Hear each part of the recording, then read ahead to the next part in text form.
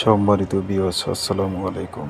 যে যেখান থেকে ভিডিওটা দেখতেছেন সম্পূর্ণ ভিডিওটা দেখবেন। আজকে এমন এক পাওয়ারফুল মন্ত্র আপনাদের আমি শিখিয়ে দেব, যে মন্ত্র দিয়ে আপনারা যে কোনো জায়গায় জুয়া খেলাতে বা কাইট খেলাতে আপনারা জিততে পারবেন। মন্ত্র হচ্ছে খুবই পাওয়ারফুল। যারা মন্ত্র দিয়ে আপনারা কাজ করতেছেন শুধু তাদের জন্য এই মন্ত্রটা।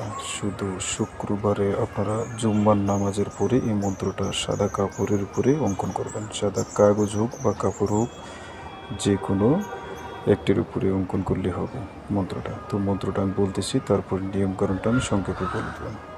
মন্ত্র হচ্ছে কে রক্তে দবুরু পাক জিন্নাদনে সদস্য দানীয় মুত্তাতে হিষ্টিবা লক্ষ্মী পাত্র।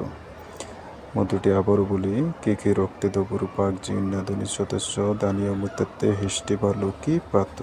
এই মন্ত্রটি আপনার সাদা কাপড়ের উপরে বা আপনার কাগজের উপরে অঙ্কন করতে পারবেন মেশকো জাফরান কালি দিয়ে। তারপরে রূপার মাদলির দ্বারা এই অঙ্কন কবচটি আপনারা রূপার মাদলির ভিতরে ঢুকে আপনার ডাহিন হাতে আপনারা ব্যবহার করবেন।